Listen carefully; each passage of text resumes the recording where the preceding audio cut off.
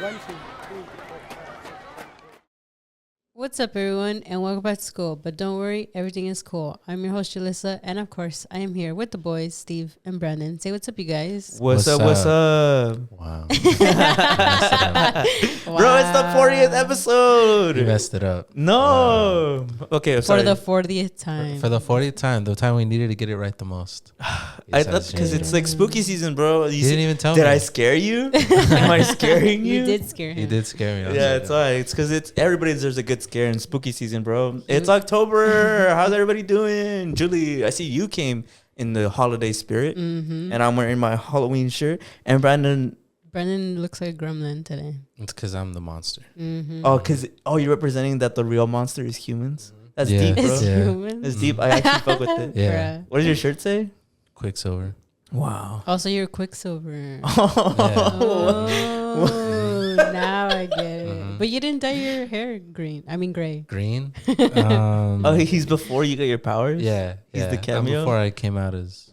Yeah. Were you ever the type to be like, this is my costume, and it's just like you wearing, like, I'm a student? No? You dressed up? Yeah, I've always dressed up. I know. I'm pretending like I didn't go to school. I've always dressed up. And I've always gone hard. What was your best costume? My best costume? I don't know. That's Stevie, a good question. In my opinion? eyes, yeah, what was his best costume? That when we were in college and you came as Ric Flair and you were in your undies and just a robe, that was pretty cool. That's true. That was pretty cool. Was that really? Mhm. Yeah, he was wearing the robe. If that shit slipped off, fucking. Somewhere out there, some girl has a picture of me and you. Oh yeah, when we were walking, because I was Macho Man, and I had like the full like the big ass jacket with like the sleeves like super long, and some chick came up to us and was like, "Oh my god, like I love your guys' costume. Can I take a picture?" And we were just like, And it was like a professional camera. Yeah. So I don't know. Yeah, If somewhere she's out there. If she's out there. If you're listening, hit us up in the DMs. That'd be crazy. I wonder what it looks like, man. It looks hilarious. Yeah, we were young too. This is pre-pandemic too. Before I aged, My hair was blonde. Was what? Wait, that was the one where it was like red and like yellow. no? Yeah, it's the Slim Jim version where he's like all like he has like patterns and shit. Yeah, but it's the 40th, guys. So in your honor, we're all gonna be chugging a beer, and by all of us, just me, because these guys have important things to say. I guess, yeah. Stevie's the alcoholic in the family. That's not true. That is not true. He is I'm always just drinking. kidding. That's not true. That's not true. That's not true. I'm only drinking because I want the fans to feel as though like He can stop whenever he wants. to feel as though they're hanging with the homies, you know. So for everybody out there, you know, celebrate with me. Take a drink. If you're driving, actually cut that out. Don't do Censor that. Censor that. Okay. No, this show does not condone drinking irresponsibly. But I will drink this beer for the 40th episode because I love everybody watching, listening. And so if you want to join, Stevie, grab your own drink. yeah, so get ready for some terrible takes from me. Yeah. I'll be drinking too much. Go ahead, Yeah. Julie. What you got? So today, one of the questions, I have a couple questions, but the first question that I saw, it was from like a TikTok, and it said, whenever I experience something new, I wonder if my parents would like this. And it talks about a lot about like the first generational guilt. And I want to know if you guys ever feel that way. And I feel for me recently, I have been getting that where like sometimes I'll be going out with like my boyfriend and we'll go to like Universal Studios or like Disneyland. And we used to go to those places like with my family, but we don't go as much anymore because one, it got really expensive. And like now they also work a lot too. And sometimes when I go to these places now as an adult, I'm like, I feel like I'm having the time of my life, and I sometimes eventually think back of like when I used to go with my parents, and I sometimes feel a little like guilty that they're not there with me or like they can't be here with me because I'm like, oh, they're busy, they're working, and like it's also just really, really expensive and stuff. So I was wondering if you guys ever have like those moments, and like do you guys ever feel that way? I'd say. Well, I'm not first generation, so yeah, but I mean, you could still, I guess, to an But extent, right? do you now as like what are you? What generation would you be? Like second, third. second, I Second? guess. Like You're- second on my dad's side, but Yeah, on my you mom's have- side, I don't know. I don't know. You have native blood, so. But I would guess. you say do you ever feel that way no or no? No, I feel like my dad does a pretty good job of making sure I don't feel that way.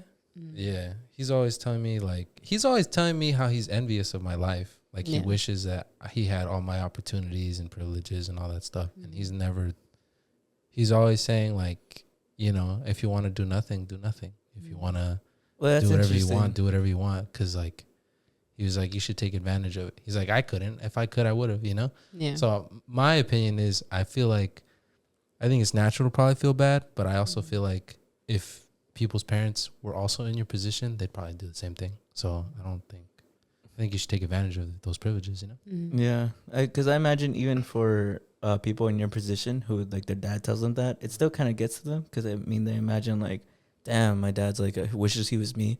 Fuck, like what do I do with that? Yeah. Now I feel guilty. You never feel any type of way like that?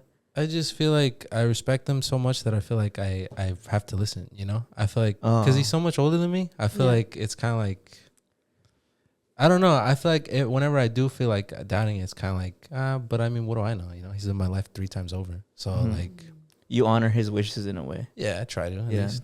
No, I for sure, like, I get what you mean, Julie. I definitely feel like that. Sometimes I'm hanging out with my friends and we're having such a good time. We're at the beach, the movie theaters, out eating. And I think about how my parents at my age were busy raising kids. And it gets to me. Like, I'm like, I do get that guilt of, like, I almost wish I could, like, reverse their age and, like, hang out with them as friends and show them all the cool places that I take my friends to. Because it's as if, because I think about how they nurtured me and I wish that I could give them the same nurturing back. And I don't know, for me, it's not the solution that I think most people have. For me, I try just to not think about it because I agree with what Brandon's saying. I think they don't want us to be that way. They really don't want us to be that way. They made the sacrifices because they love us. Sorry, the burps. I was drinking. They made the sacrifices because they loved us. And because they love us, I think they will willingly do that as many times over as if they could. Like, people talk about reliving like a moment. I think if they could relive it, they'd still have it the same way because they see the like freedom that we have. So that's my perspective on it. Yeah, and I guess the other thing is, in a way, they also live through us. Like, what we explore and what we see is they live it through us. Because I always think back of, like, in high school when we had the Europe trip where we could go for a whole like week to like Europe. And I remember I didn't want to go. Like, I remember I didn't want to go at all. And I remember my mom told me that she was like, I want you to go because I want you to experience it for me. She was like, I know that you don't want to go, but she's like, but I want you to like explore, take pictures, take videos, whatever, just so that you can go because we can't go. Wow. And I remember I was still like, I don't want to go, but I guess I'll go. And so like, I think that's when I kind of, at the time, that's kind of how I changed my perspective on it. I was just like, I guess I'll go and I'll explore these new places because like I'll eventually be able to show them like pictures and like videos and stuff, even though like slightly I still felt guilty in the fact that they couldn't go because one, it's really expensive. Like, it was really expensive to just take me there. Like, we had to do like payment plans and stuff for like a whole year, but it was still like knowing that they wanted me to go because they felt that like through me they could say that they went. Yeah. Which is cool now, like, to see when I do show them pictures of like when I do meet like random celebrities, they're like, oh, send me those pictures, like, because I think it is that they truly do live through us of like the different things and different types of events that we experience. It reminds me of kind of what Leslie was talking about like a few weeks ago. It's that whole sentiment of like, my parents can't, so I will, right? So it's like you do everything that they can't do. It gives me motivation to do more things. Like, just as you're speaking, I'm like, damn, I got to go camping more. I got to enjoy, the fruit of their labor, right? I got to enjoy that more. Yeah. I was thinking about that too. Because I forgot what I was watching, but I was watching something. And I remember being like, I really want to go to, like, Oregon. And, like, I really want to go to, like, Seattle and stuff. And what's in Oregon? And, I don't know. I just want to go to Portland. Like, because I hear, like, it's very, like, naturey. And, like, it's really nice and really cool to, like, go there. And then Seattle, like, Washington, I just want to see the needle. Like, because I've always just seen it on TV. So I'm like, I want to see how that is.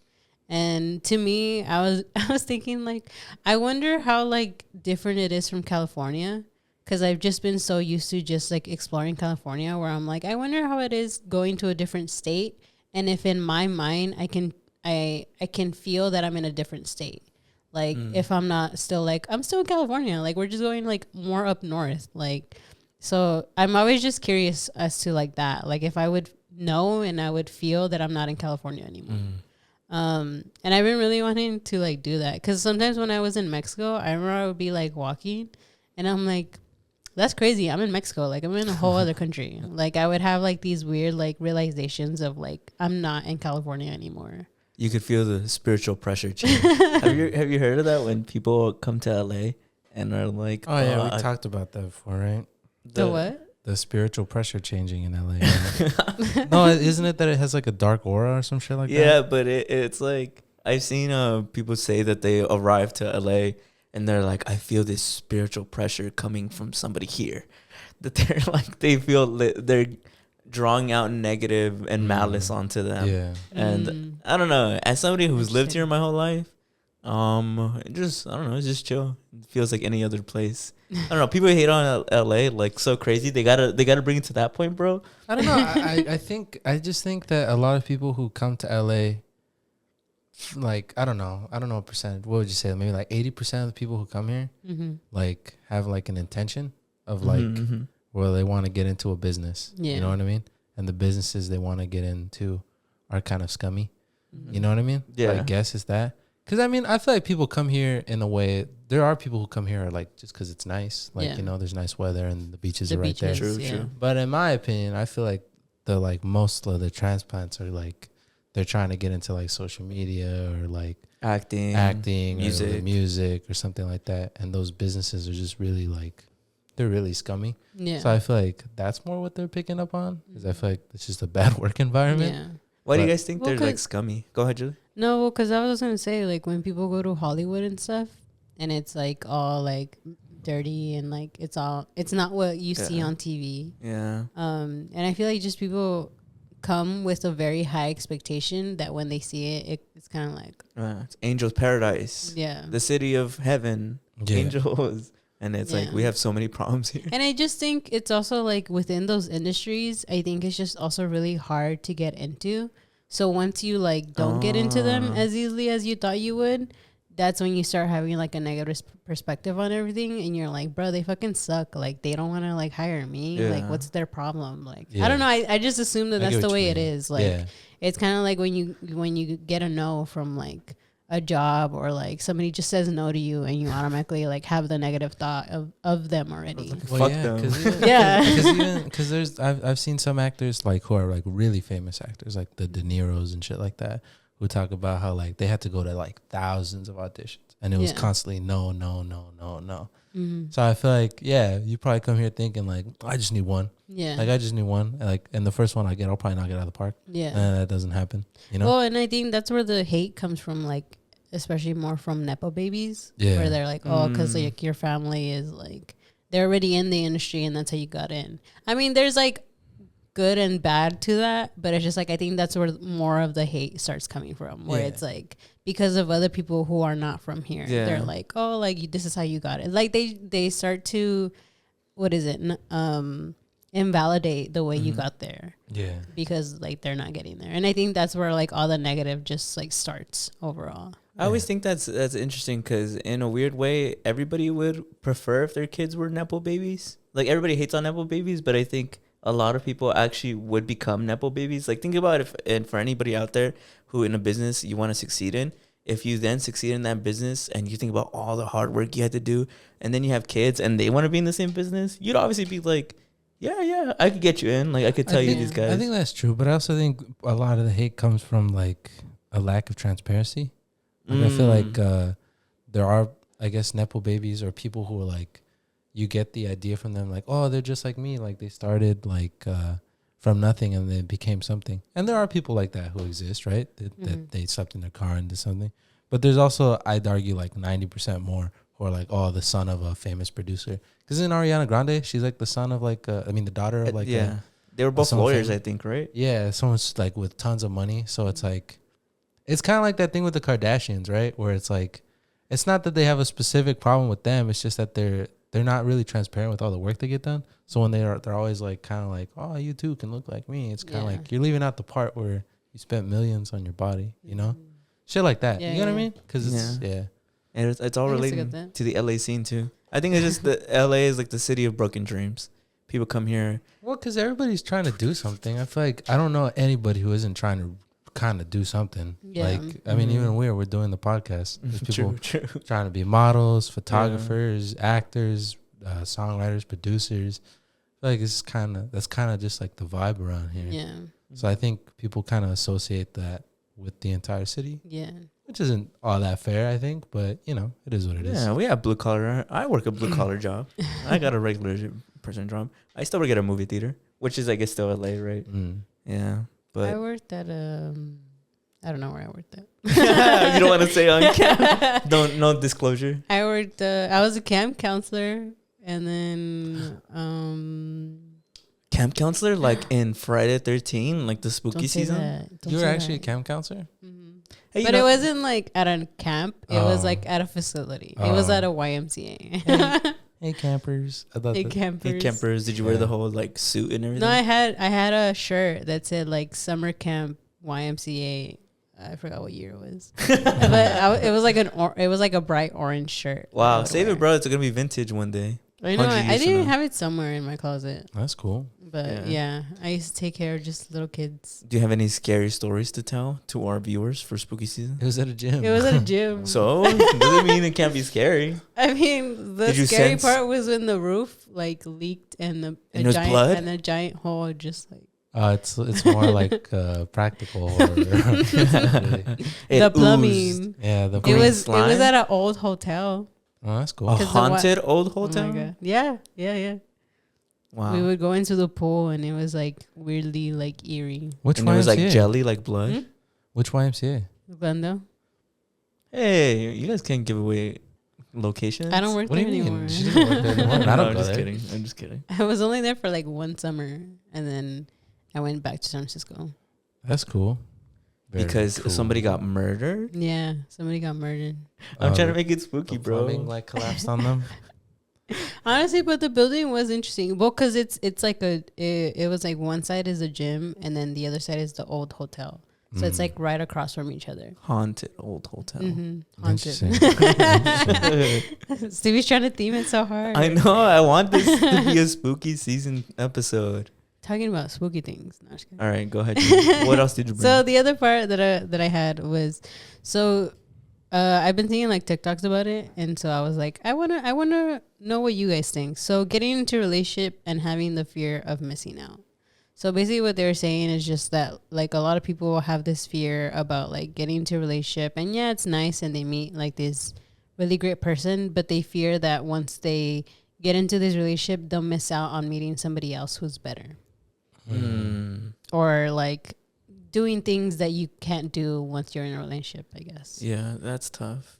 And so in the TikTok, it talked about how there's just a lot of people who I guess we're relating to it, where they do feel the FOMO, where they're like, oh, they're scared of getting into a relationship because they feel like they're going to miss out, or they can potentially find someone, I don't know, prettier or with better personality. Yeah.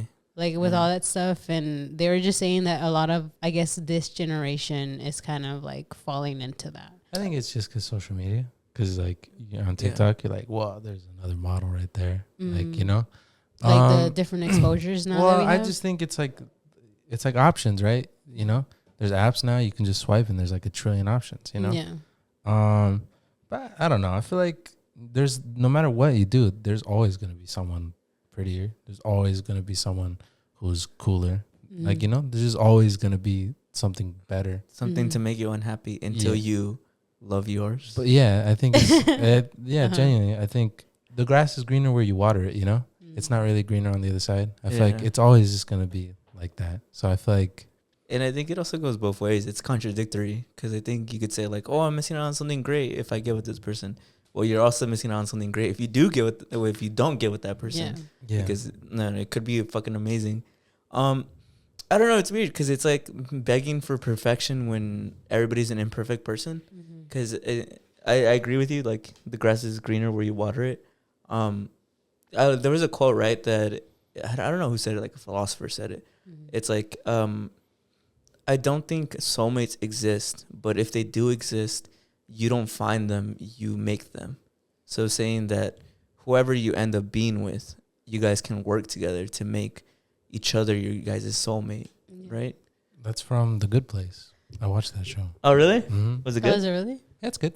It's the same people who made The Office. So Is that the one with the girl? What was her name? Is her name Christian like Bell or something? Yeah.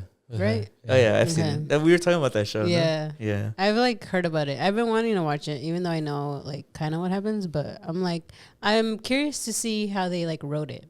So or like how it's like made and stuff, and like what actually happens. Because I've only ever heard. But yeah. But back to the topic, right? What do you think, Julie? Well, cause I just feel like, cause I'm kind of like in a relationship. I feel like you should work on like what you have, you know, and like there is to a certain degree. Like if you feel like you're not happy in that relationship, then then maybe move on from it. But I don't think you should go into the relationship having that like fear of like missing out, cause it's kind of like how you said. Like I think if you have that fear, I think you're already going to miss out on the person that you actually already have. Like you're going to miss on their full potential. Like you still don't know, you still are meeting them and you don't know their full potential yet. And I think you kind of having that doubt, I think it's normal to have the doubt. Like I think it's okay. Like if you have that doubt, but I don't think like it should overtake what you currently already have with that person. Cause I feel like it's a lot of just you building that relationship with them, and I think it is a lot of work, and that's up to you if you want to do all that. But I feel like you shouldn't have that fear, or like you can, but it's like it's okay, but it's like just kind of push through it a little. Yeah, right? I think it's just it's like it's okay, and I feel like because I'm like personally for me, I don't think I ever had that fear for myself. I think my fear was just like getting hurt in the first place.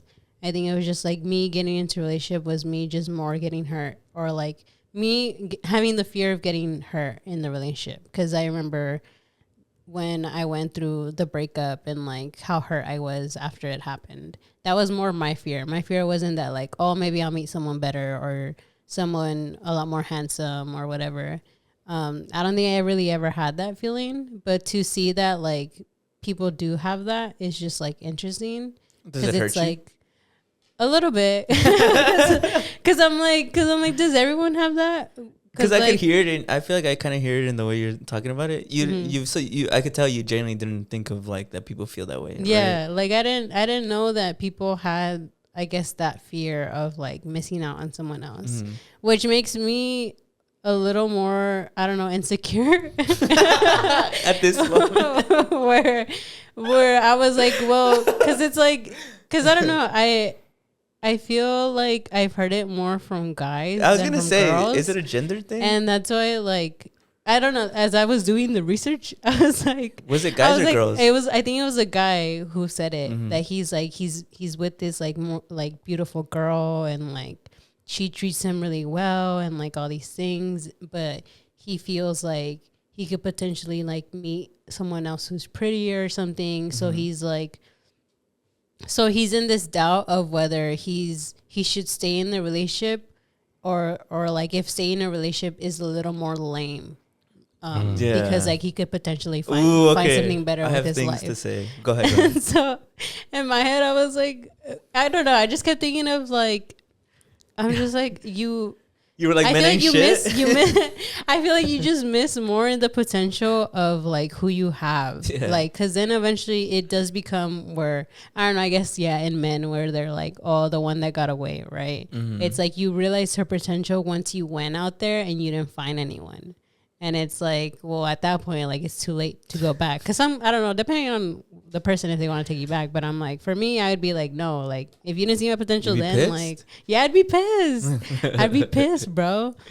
But yeah, and that's why I'm like, I feel for, I don't know, I guess a lot of men are like missing out, and that's what kind of happens. But yeah, well, because I get the frustration and I get the wanting to feel insecure. Because even when you brought the question up, I'm like, that's kind of sad, because it's like it makes you think like, so I'm not immediately enough. You have to, the fact you even have that doubt. But I think that it's just a human thing. I don't know if it's a guy thing, but if it is a guy thing, then these are my thoughts. I think that there is like a societal pressure. I don't think people do it intentionally. Mm-hmm. I think this is a societal pressure for guys. Like, I always say this, but I think for some reason there's something subconscious that equates the amount of women that you can obtain as a man to your value as a person. Mm-hmm. So if a man can, like, as many women as he can attract and be with is how much that man is worth. That's not right, obviously. That's a lot that's very problematic and ethically obviously fucked. Mm-hmm. But I think something societal wise is kind of like gives us that pressure. So that's why I think guys are more like, oh, I pulled this beautiful girl.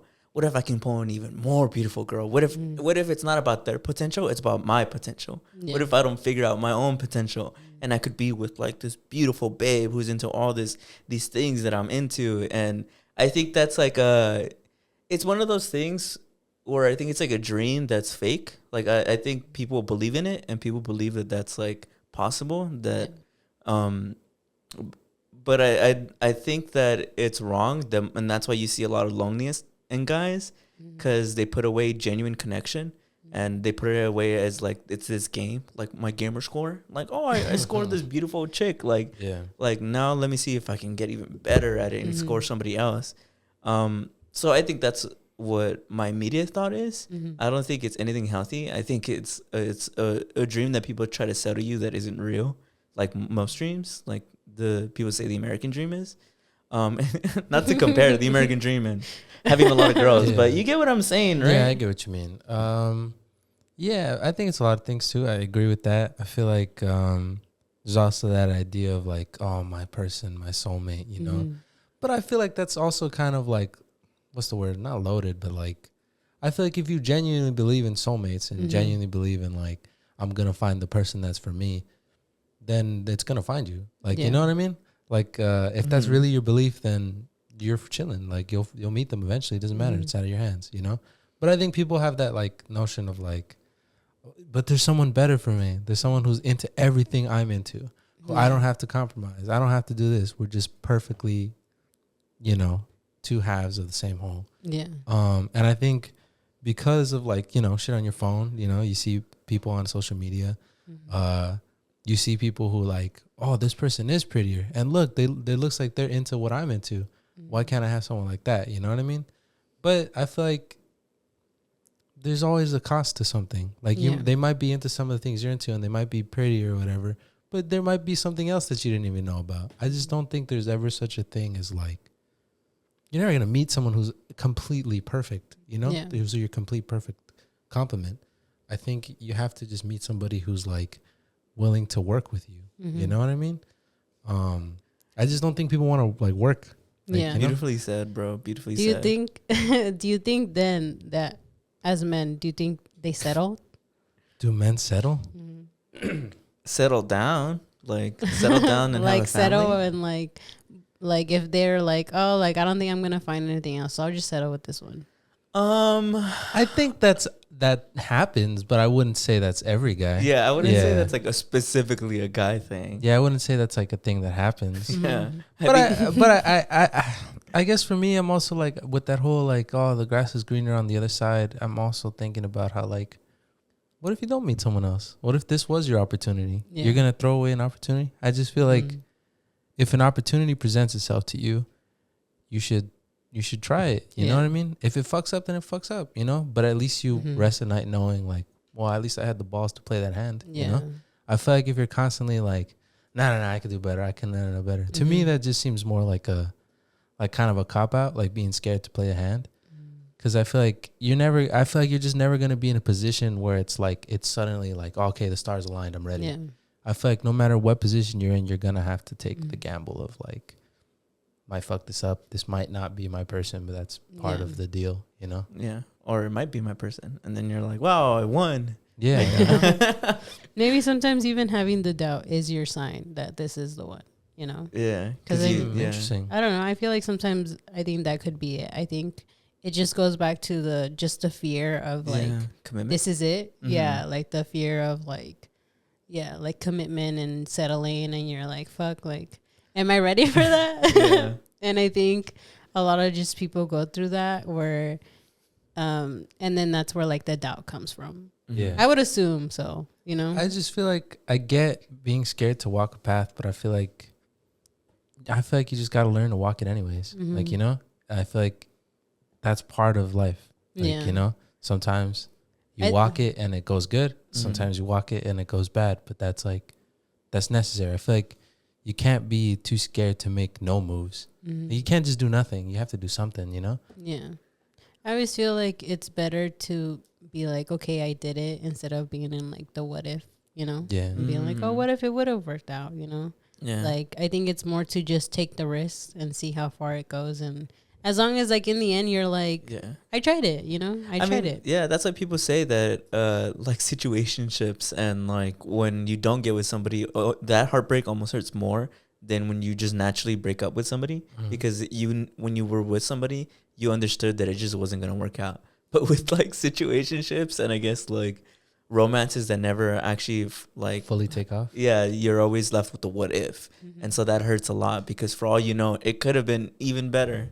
But with the relationships, like, you know, you knew like, oh no, this isn't gonna work out. I wanted to ask you guys, this isn't on the schedule, but I wanted to ask you guys, do you guys think that everything is fair in love and war? Have you guys heard that phrase? You've all never is, heard all is fair in love and war. Yeah. all is it's a fair in book. love and war. No, it's a popular phrase. no, It's a book. I thought it was a book. I think you're thinking of The Art of War. Oh, I think so.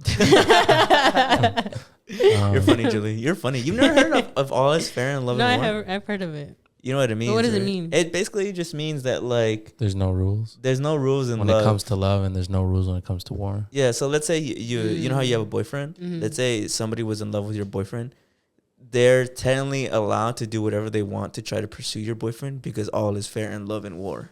Saying that, like, if you're into somebody, no matter what, So like let's say some chick was into your guy, you'd think that the right thing to do would be like, oh, well, he has a girlfriend, I should just leave that. yeah, But respect it. and with that in mind, you'd be like, no, but I'm in love with him, so I'm gonna pursue him at all costs.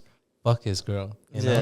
Yeah. So I don't know. Or even like some girl's single, but you like them, and then your homie likes them too, and it's like, well, I'm gonna like somehow like find a way where he's like, he gets sent off to war or something to the military. I'm gonna sign him up, and then I'm gonna get with her, so that way, like, and she was more into him, but then she falls into you, so it's like, oh, you know, everything's fair in love and war.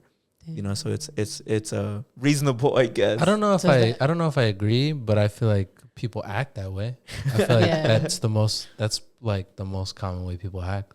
I don't know. What do you guys think? Because I think love is such like a powerful feeling. I almost want to be like, I agree. Like, everything is fair in love and war. Where, like, I think if you truly feel like you're in love with this person, obviously there's ethical concerns. Like, maybe don't do that. Like, if they have like, don't be on your Ariana Grande shit. Like, home wrecking. Yeah. But I mean, like, if you genuinely feel like you're into this girl, and I don't know, she's like into somebody else, I think you can like maybe like try to wedge yourself in there, as long as it's like ethically, what's the word? I don't know. What happened to bro code? Ethically positive. I mean, it's not your friend. I was saying that, dude. Yeah. I'm not talking about, that's different. So you're saying that layered. if a guy likes a girl and the girl has a boyfriend, she should just wait. I mean, wait, what? Wait around until she breaks up with her man? Yeah, I guess so. Sabotage the that's what I mean. I don't know about sabotage, but yeah, like, I think that comes from like movies. You know, I feel like that comes from movies. I don't know if that's always where you want to sabotage. No, like when it's like, oh, she's with that guy, but she should be with me. You know, that kind of thing. And I'm like, I'm gonna Romeo and Juliet his ass. Yeah, I feel like that's like every telenovela. Well, even The Office, right? With Jim and Pam, I feel like Jim basically does the all is fair in love and war. Yeah, he pursues her even though she's engaged. Yeah, the right thing to do, right, would to be like leave her alone and respect her marriage, right? So I mean, if you like Jim and Pam, does he actually make any moves? Yeah, remember he kisses her. There's that one. No? He kisses her. He tells. Remember, there's that one time where he like picks her up and he's like playing around, and she's like, "Get off me!" You remember that time? I don't remember. I always see that clip on TikTok. But if you like the Jim and Pam romance, you believe in all is fair in love and war. But I feel like they skate around it by making what's her man's name? Roy? I'll be like an abuser. Yeah, well, he's not an abuser. He's just kind of a douchebag, right? Yeah. So I feel like they skate around it. They make it seem that like her relationship with her other guy is a little miserable. Yeah. So then they make her like Jim be a little bit better Yeah. Like he's so nice to her. He treats her really well. So like it makes it seem like he's not really harming because it's already bad. Yeah, because I have a friend who told me that their parents met with their mom worked at a restaurant. She was like the waitress, like a diner restaurant where she's like behind the counter, and that his dad worked like a blue collar job, like in construction, like around the area. And he would go every day to that diner to ask specifically for her. But she was married at the time to I think like his half brother's like dad. Yeah. There's a real story. Yeah. And he would go every single day, like basically saying like, "Yo, like be mine, like be my girlfriend, like be with me." And she was always like, "Nah, like I have a husband, whatever." And then eventually they split, like got divorced, and he's like, "Well, I hear about what happened, right?" If you need like a shoulder to cry on, I don't I'm know. right here. And they're married now.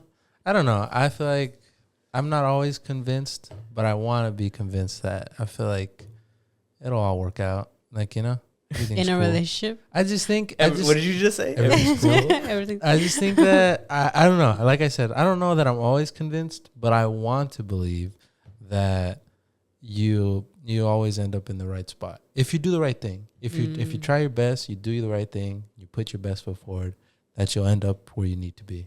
So I don't think, like, just sweet. do that. Yeah. That's so sweet. kind of like Jim, where he was in the right place. I guess. I guess. Or like the story of that. Of I just that more couple. mean like, let's say you're like I just mean like, yeah, just do the right thing. Just try your best and be a good person where you can be. And I feel like life will take care of you if you do that. Spooky season. Okay. Judy, what would you do if your boyfriend was a vampire? Would you still be with him? What if he was a worm? A Worm? No, I guess that's spooky, right? A vampire? A vampire worm. Can be a vampire? No, okay, a worm? vampire. If he was a vampire, Yeah, could he was like- could we recreate Twilight then? Would you have him bite you? Would you Bite be? me? Yeah. Would I become a vampire? Mhm. Would you ask? Do I get superpowers? I don't know. Yeah, I mean, I you guess get it the depends- vampire. I guess Just it like in Twilight? There's a small chance that he kills you when he bites you. I guess it depends on what your favorite vampire is. I don't know. They always have different powers. The fucking vampires in Twilight have like I magic. guess. I mean, if he shines in the sun. Oh yeah, they You'd be don't. with him? In Twilight, it's not because they melt; they just shine in the sun, right? Yeah, they Yeah. they shine in the sun. They're sparkly in the They're sun. Interesting. He Interesting. reminds me of stars. So yeah, Okay. I'd be with him if he Okay, shines. good to know. All right, Judy, what's next on the I'm down for a agenda? werewolf though. A werewolf? An indigenous king. An An indigenous indigenous king. Mhm. I'm more down for a werewolf though. Damn, All is Fair in Love and War Part 2. Do you see? You have to choose between vampire boyfriend or werewolf boyfriend, and they're both pursuing you. All is Fair in Love and War. The werewolf kills the vampire boyfriend. So that's crazy. So even in a marriage, that's crazy. Yeah, bro. New they say. new insecurity unlocked. Come on, bro. You really think people will do anything? People are wild like that. That's why whenever I see, side note, tangent before we go to the next one, I keep seeing like on the internet, I keep seeing like, what has the world come to? And it's like a shocking video of, have you seen I hope this doesn't get demonetized, but there was a video of somebody forgot their ranch at the Jack in the Box drive-thru. I don't know if you guys have heard about it. It happened over the weekend. And he throws his order at the fucking drive-thru crew, and the drive-thru crew, she takes out a Glock, bro, and she starts shooting it at the customer, and the customer drives away. Have you seen it? No. Damn. It's crazy. But anyways, I bet I'll never do that again. yeah. And then the caption was like, "What has the world come to? This is this," and I was like, "Huh?" Like, and then I saw another one that said the same thing. What has the world come to? I just think that like, you guys are still shocked that people are like this. I feel like it's so obvious. Obviously, some people are gonna be like that. Doesn't mean the whole world is like that. People are so terrible. It's just to say that I don't know, bro. There's people like that everywhere, and it's okay. I mean, it's not okay, but it's okay. You'll be okay. I just think people's entitlement is crazy. So what? To Oh, just entitlement? everything. Like, well, because I used to work at fucking Apple. And like that shit was just like people were so fucking entitled when they were just buying a fucking cable. Like, You wish you could pull out the Glock. All right, no more mention of the Glock. All right, we'll get demonetized. But go ahead, Julie. What's next on the agenda? So for the next part, I was going to talk about a New Year's resolution that I had at the beginning. So if y'all been fans since the beginning of Todo Chido, our first episode, we talked about New Year's resolutions. And one of my resolutions was going to therapy. So I've been going to therapy now. Everybody clap. I wish we could move the little. Press it. If we I had think it. it's the blue one. It's a blue one? I think so. Press it. He presses the wrong one. Ooh. Well, it's spooky season. Okay, it's the light blue one.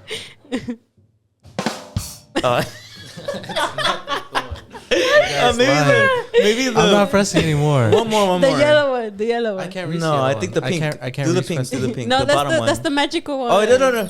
I told you. Okay, then the next one. Last one for real.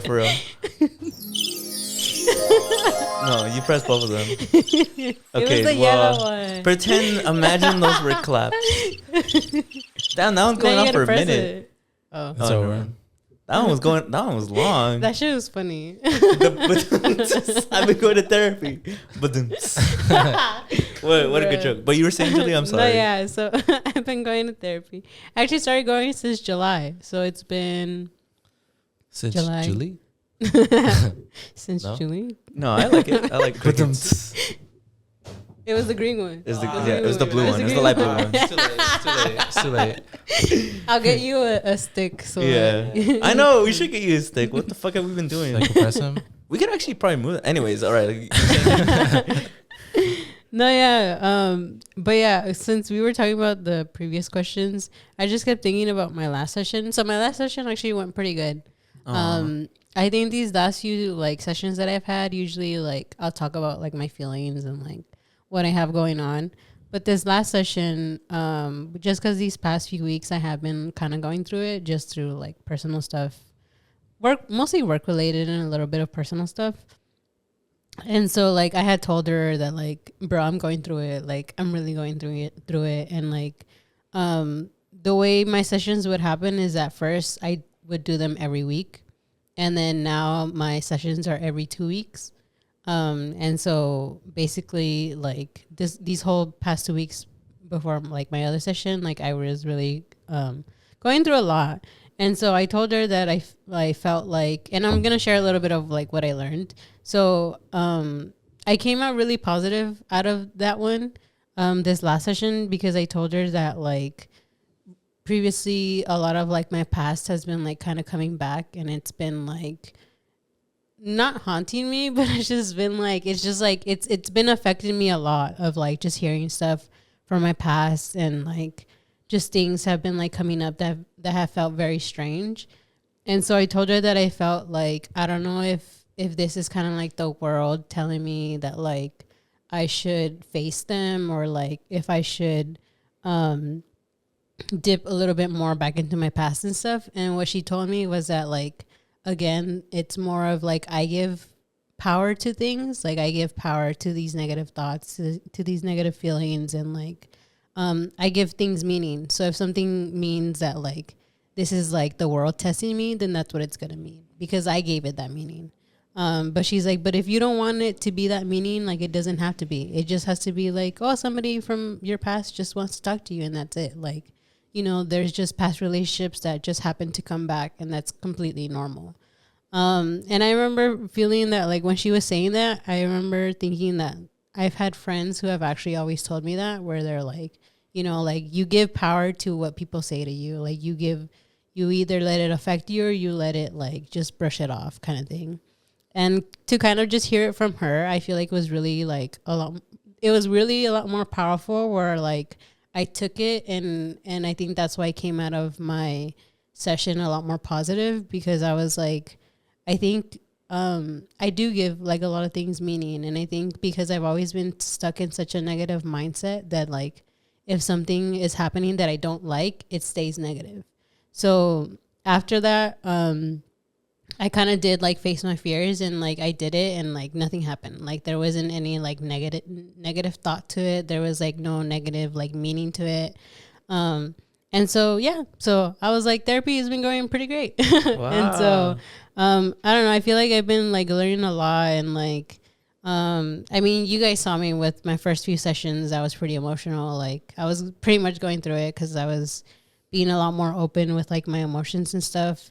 And I think I'm still in that realm of like not wanting to be vulnerable at times, because I feel like I've always had this face of like being tough at times when like, I don't know, I feel like I kind of did that to myself where I just needed to be strong for certain people and stuff.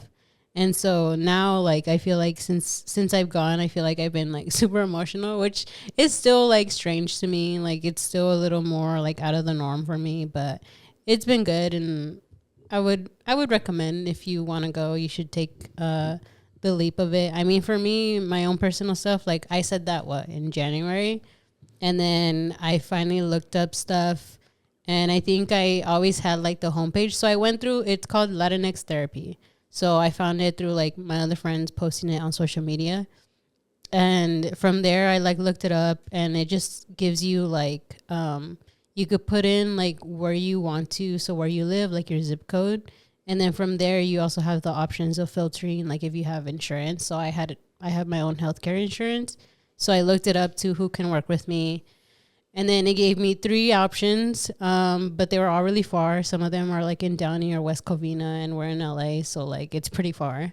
But they do online therapy, so I do it virtually. And that was weird too, because I was more interested in the fact of actually meeting someone face to face than talking to like my laptop. So that was really like weird in the first place, because I was like, I don't want to do virtual, but and I think that's what kind of made me delay everything, because I was more like, I do want to like meet with someone in person, but I was like, it's fine, like I'll do like the consultation, like I'll meet whoever my therapist is and stuff. And so I did it through that, but it took me a long time. I mean, I said that in January, and I didn't start going to therapy until like end of July, so it took a while, like but half the year. yeah, but it's okay. It took a while, but I feel like I mean, it's been going pretty well. It's still a strange thing to me, because sometimes I'm like, am I doing therapy right? Like, is my therapist actually that good? Like, so I'm not a professional either. Like, I'm just saying that, like, and I'm not like cured fully, like either, from like going to therapy. But I just think it's nice to talk to someone else other than your friends. I think that was like my biggest lesson from this last session, because how I said, like, I feel like all of these things, like, my friends have told me, but I think there's a whole difference when it's someone who's like a little more from the outside and doesn't know fully like your story, to like kind of hear that and like kind of hear like those words of encouragement. Like, sometimes it's not always positive. I try to make it positive, but this last time I think was just like on its own. It was completely just positive of the way I should kind of shift my mind on certain things. And so, yeah, and I feel like, I don't know, it's been going good. That's good, bro. I'm proud of you, bro. I'm really proud of you. Yeah. I'm pretending right now that the clapping emoji is playing. But I'm proud of you, bro. Because you literally said that you could go back and watch the first episode. At the end, that's literally what you said you wanted to do. Yeah. I still need to do mine, bro. I need to get tased by a taser. I have a taser. I'll tase you. Yeah. What was yours? That's my therapy. I don't remember. You don't remember? You don't remember? I don't know if you even had one. I don't remember you saying anything. I do remember hers being therapy. I don't remember what yours was. Yeah. I think you said, you know what? I do remember. He said, be chill, have fun, vibe. That's what he said. Yeah. Have you been doing that? Have you been doing that? I feel like I feel like that's my thing. Yeah. Yeah. So I guess I'm the only one who hasn't done it. So I have a taser, bro. Just let me know. For spooky season, I'm down. I'm down to be tased. Yeah, we'll upload it. It'll be funny. We'll do like Yosabo the taser edition, but somebody's got to play with me. Oh, every time you get it wrong, you get tased. Fuck. It's just. All right, I'm done. That sounds fun. I don't want to be tased though. But if I play, he'll lose for sure. It's not fair. Okay, then you'll play against him. No, I don't want to play. You'll be okay. You'll have therapy after. Bruh. No. If you get it wrong, you drink, and if he gets it wrong, he gets tased. How's that fair? That's your New Year's resolution. No, but bro, just going back to what you were saying, I think you know what really like is sticking with me. The part where he says like it's nice to talk about with somebody outside your friends, because some of the things that your therapist told you is things that you've already heard. I think that's so interesting to me, because I think it just reminds me that sometimes the answer is really so in your face. It reminded me of a long time ago, Brandon, you and me were having a conversation about advice, about how sometimes advice is kind of just pointless because everybody deep down really knows what they need to do, and the advice is just kind of either to reaffirm what you're thinking, or if it says something that's the opposite of what you want, you feel it on the inside of like, no, that's not the answer. And I think that's what it kind of reminds me of, is that deep down, like, I think everybody knows what's up, like what's wrong with what they're doing. It's just that getting that professional help from somebody that you're like, okay, I can trust this person, it just like enlightens you to, wow, like the power is in you. How you were saying, like the power is all in you. Like it's always there. And that's cool, bro. Makes me want to go to therapy and see what's up. Be like, what's wrong? What's like, wrong? Well, it's also good because like I feel like it's a professional, you know? It's like a pro. They study that. They know what they're doing. They know what to say. Because I feel like, you know, it's good to get, you know, from your friends and stuff, but sometimes they don't know what the fuck they're talking about, you know? Like, they're fucked up too. They don't know. Like, you know? So I feel like it's really good if you have the privilege and, you know, it's available to you. I think you should, and second thing you made me think about is when you said, like, I haven't been cured. I think, I don't think you'll ever be cured because I don't think you're sick of anything. I think that everybody naturally suffers from life. That's just life. That's just me to say that, don't worry, bro, there's nothing wrong with you. And there's nothing wrong with anybody else who goes to therapy. It's just a checkup. I mean, I go to the gym doesn't mean I'm like sick. Like I'm sickly. Like my bones are in need of some exercise. It's just good for you. Yeah, I feel like even when I was first going, I feel like if mom watches our episode, I guess this is her finding out. But because I haven't told like my parents either.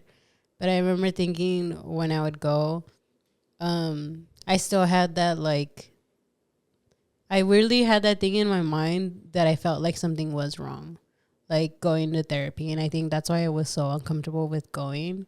Because even though I've always said it, that I feel like going to therapy isn't wrong or there's nothing wrong with you with going. But I feel like there was just this one memory that I just kept having every time I would go, which was when someone had told me that it was like if there was something wrong with me, because I was always depressed, and I don't know. I think it got triggered once I started going, because I didn't remember about that thought until I started going to therapy, and I remembered that memory, and I was like, and I started feeling like, is there something really like wrong with me? And I think that's why I didn't tell anyone about it when I was first going to therapy, because I was like, I feel like I want this to be like my own journey and just figure out what's going on. And now like I don't feel that way. Like I know that like there's nothing wrong with me, and I don't think there's anything wrong with anyone wanting to go to therapy, because I've always said it, like I feel like it's part of your health. Like it's part of, like, if you go to yearly checkups like for your body and stuff, I think you should also do it for your mind, because like I think a lot of us just go through a lot. Like how you said, the world is like super like, the world is a hard place to live in. So it's like, I think everyone should try to go if you can. Like I don't think anything is really wrong with you. And that's why, to me, at least at first, it was just very hard, because I feel like just within our culture, it's sometimes like frowned upon in a way, where it is like, oh, because you're going, there is something wrong with you. Like you're not tough enough for like the world, and that's why like you're now going to therapy or something. Yeah. Or they invalidate your feelings, like, oh, it's because you're always on the phone, or it's because like you don't clean your room. And really, like seriously, people actually believe that. And I think that's why, at least for me, I think at one point it just took me a while, because it was just, I remember when I said it, I felt so determined. And then when I finally did it online, I just kept like procrastinating. I just kept like leaving it. And I was just like, and eventually I realized that the reason it was just like, I think I was just scared of like what I was going into. Like I was scared of like, because I know my traumas, and I know that like what I'm going through, and like the things that I'm, I guess, in a way like suffering about. And so I think, to me, to kind of relive those and like talk about those things, was that I was fearful of bringing them up, because I didn't know like how I would react, or like how I would feel about them. And so I think that's why like I prolonged it for so long, because I felt like I wasn't ready to like do it yet for a while. And then eventually and again, the other part was financially. Like, I was just like, I think I might not be able to, like, financially, like, if it's every once a week, like, how much am I going to have to pay kind of thing. But luckily, because I have my insurance and, like, they work with my insurance, like, it's not that bad. It's legit, like, less than $20. So, like, for me, it's, like, perfectly fine, like, financially. So then once that got over, I was kind of like, okay, like, I'm just going to do it. And if, like, and we'll see how long I can go. And the other part was, like, also, like, if my therapist would be good or not. Like, if I would, like, if they'd be able to relate to what you're talking about, right? Yeah, or because culturally it's different, right? Yeah, but I mean, it was through the Latinx therapy, so that was, like, the first part where it was like, I feel like I would find somebody who can kind of relate or know about myself and like my culture and stuff. Yeah. So that was really helpful too. But yeah, I mean, if anyone ever wants to go, I feel like you should do it. You know, take the leap. You never know what you'll find. That's good, bro. It's beautiful. Well said. I respect and I'm proud of you. And I have a lot of love for you. You're like a sister to me. That's like my favorite joke. I was going to say that too. I was like, bro, that's always the joke. I know. Well, because it's so funny because, I don't know, you and me have a very close relationship where sometimes it almost feels like a friendship too. Mm-hmm. But I guess it's bizarre, I guess, because like a lot of people don't have that. Like with their siblings. But I definitely like, you're obviously my sister and you're obviously my friend too.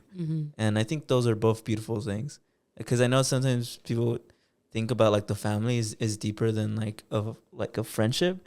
But the way that some people's families are structured, it almost feels like to have a friendship with your family member is even more something to be proud of. Because people can't even be friends. Because you and me don't even have to try to be siblings. We just are. Yeah. But to have a friendship, we have to try and we have to have boundaries and we have to have a mature relationship. And I think to me, that's why I try to always make that joke. Because where I'm like, you're like a sister to me. Because I'm like, I just want you to know how much I do genuinely have love for you.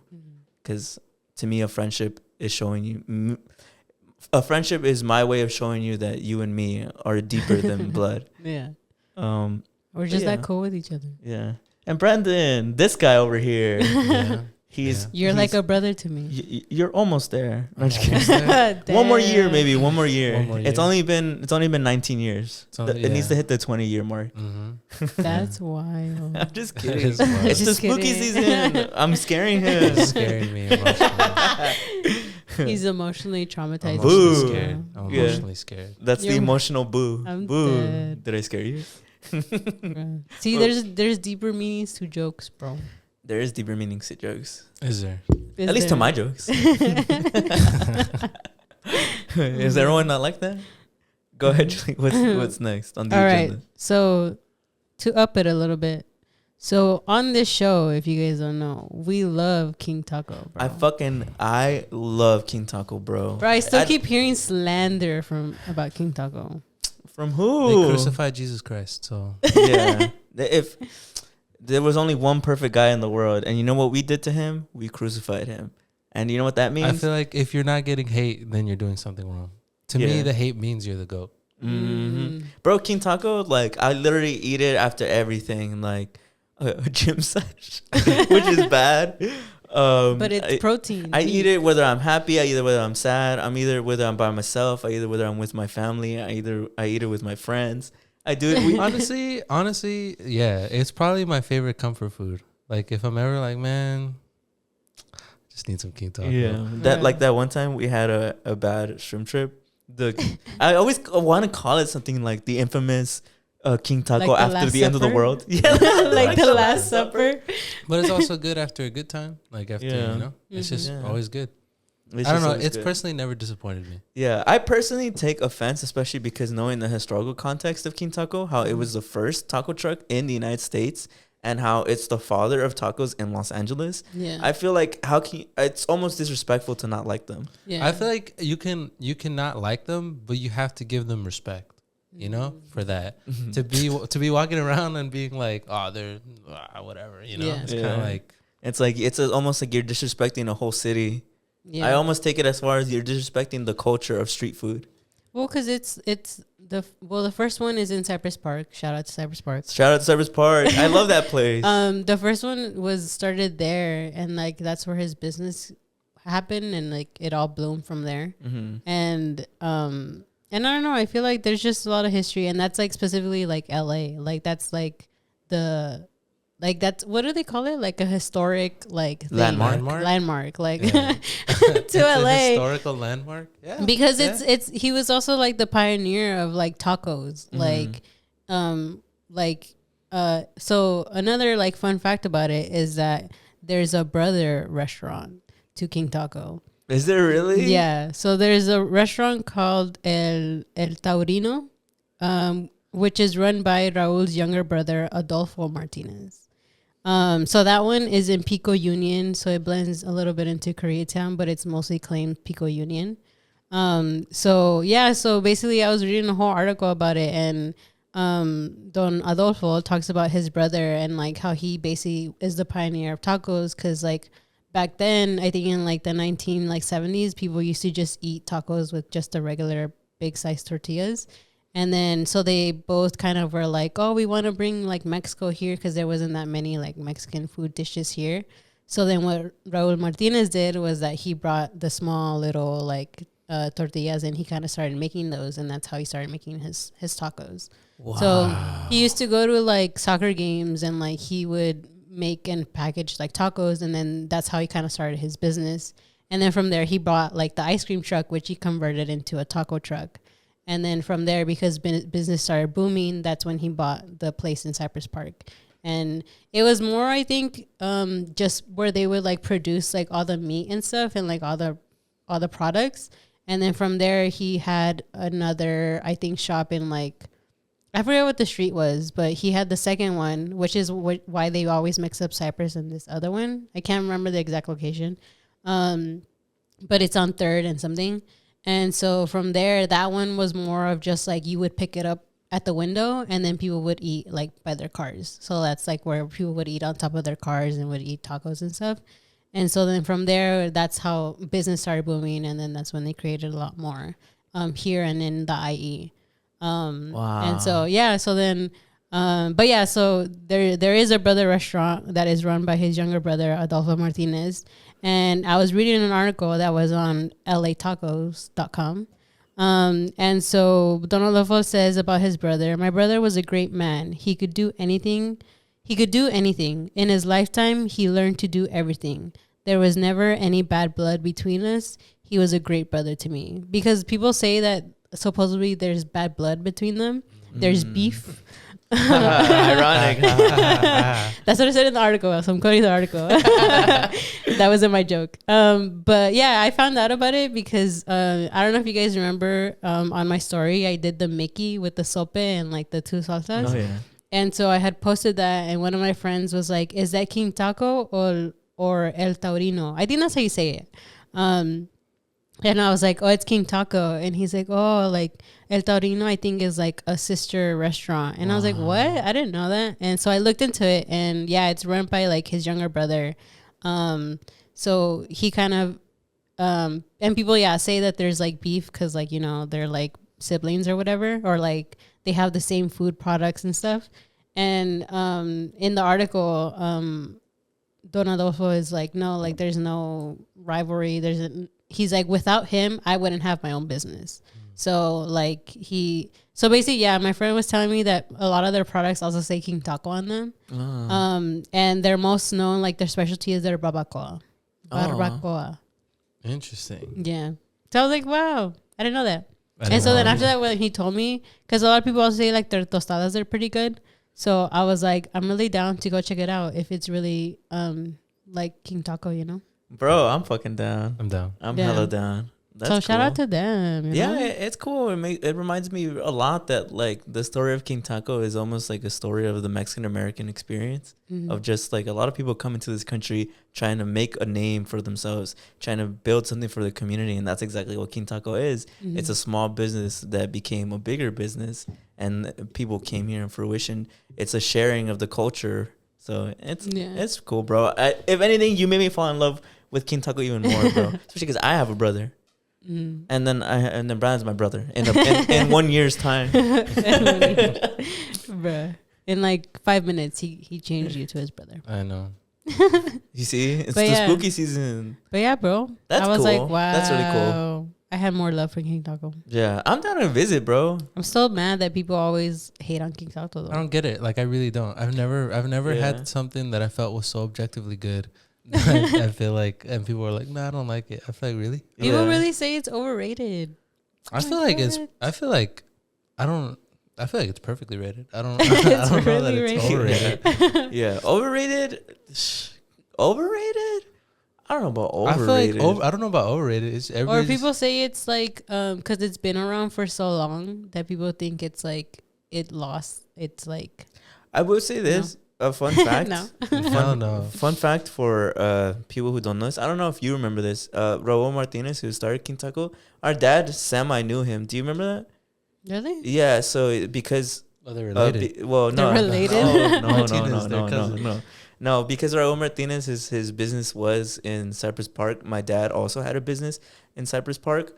And so my dad, because he was in that community, he would hear little murmurs about like Raul Martinez. And he famously told me when I was younger, when they sold the restaurant, because Raul Martinez passed away. Mm-hmm. And I think his sons ended up selling. You could fact check this. I could be wrong. Mm-hmm. But apparently they sold their like company.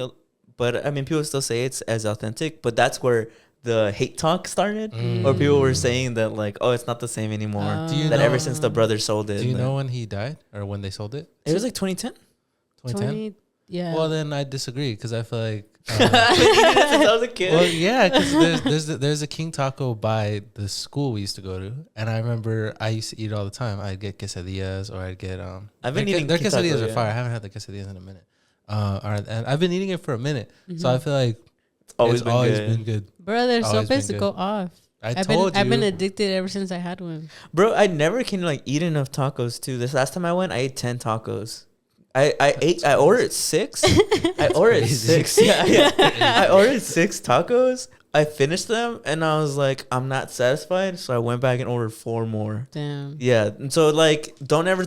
If you run into But me you in real get- life, no King Taco slander, or I will literally explode. But you get the asada, right? Yeah, Okay. yeah. There's only one criticism I've ever No, had. bro, blasphemy. Don't There's say only it. one criticism I've ever had of King Taco. Don't say it, bro, please. And that's that they're always rationing on that damn sauce. I feel like they never give me enough. Say me that. This last time we went after the premiere. Mhm. I had 3 sobas and they only gave me 1 sauce. I Really? was so mad.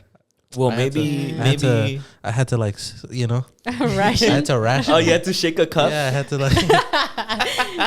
No, yeah. What was funny though, because I was trying to look more into if there was any like more background on the other restaurant. So I looked it up on like TikTok, and what was funny was that there was this page that was saying like, oh, like King Taco, like they're like, oh, people are gonna hate me for this, but King Taco is not that great. And then and then the following person stitched it, and like she was like, yeah, me too. Like, I don't really like King Taco, but you know where you should go? El Taurino. And in my head, I was like, aren't they like the same thing? Yeah. So I just thought it was funny because I was like, if they're like brother like restaurants, like It's more or less the it's same. more it's more or less the same thing. And then in the reviews, well, in the same article from LA Taco. In the same article, they were talking about how even the restaurant has its own bad rap in the fact that like they don't give you enough salsa, like they charge you extra for it. And so in my head, I was like, they sound the same, like because King Taco does that too. Yeah. For And extra, and basically what Don Adolfo said is that the reason he like rationed on a lot of the things like the what is it like The salsa? Not the salsa but like the different items that they give you, like the little like radish and all those things, is because he said that people wouldn't like hardly ever took them, so it mostly cost them a lot more money to like produce all those things. That's fair. So that's why he was like, that's why we don't give that much, because people were so wasteful. So he was like, so we stopped like giving more of those things. low key me. I can And so- understand that. Low-key I can Yeah. understand that. Well, because like there's some restaurants who do give you those things, Yeah. and when do you actually eat them? Like you Yeah, just end up true, throwing them true. away. Yeah, I either never way. really eat the radish. That's Yeah. good. So You know what's so crazy is I remember when I was younger, I told you this story, and I don't know if I don't think you were there, But I do remember my mom asked for more salsa, and they were like, "Oh, it's like 50 cents more." And my mom got fucking pissed, bro. She was like, blah, blah, blah. But she told me like a history lesson. I don't know if you ever heard of this. Full disclosure, like take this with a grain of salt. I should look into this. Maybe next week I'll do a full deep dive. But she told me about how in Mexico there was these things called like the tortilla riots. Like, have you ever heard of it? Yeah, it sounds funny. No, I haven't. I think that's what it was called, tortilla riots. I could be mistaking it, but it's something like that where it was like obviously old Mexico, where obviously because there was such a big division in classes, people who were poor could only afford to really get tortillas. So it had something to do with the fact that like that started like a monument to when the riots happened. It was kind of like, you know, how in Western civilization, there's like the bread. Like people were like, let them eat cake. That's all about how the Europeans were mad that they weren't getting like the proper amount of like bread. So because it's like the most foundational like food that they can get. Yeah. It was something like that. My mom like took it like, this is where I get it from. She took it like deep, bro. She was like, nah, like this is sending us back. She was literally saying some stuff like that about how that they charge for more salsa. Well, so that salsa's good, bro. I understand. yeah. It's good. But my mom was taking it deep. She was basically saying like charging for salsa like takes us back. Let's like, get some King Taco after. Yeah. Brother, this whole time when you guys were talking about it, I just kept thinking about the sopas. Bro. You mean this whole time that you were talking about it? When did you first have the sopes? Was it when me and Izzy put you on? I know it was probably this year. That's when me and Izzy put you yeah, whenever that was. I don't know when that was. We should insert. So I put you on the sopes and I put you on the all-meat burrito. Bro. Shh, bro. You're welcome. No, I need a gatekeep. I need a gatekeep. Well, cause I remember what I would always get from King Taco was just like 3 tacos, 3 or 4, but mostly always just 3. Like we're just talking about our orders. Tacos, yeah. Bro, the sopes are fucking good. I believe you. I missed, bro, that last time though when we went after the premiere, I was so hurt that like the agua de melon wasn't there anymore. I told you. I sent you the post when it was the last day.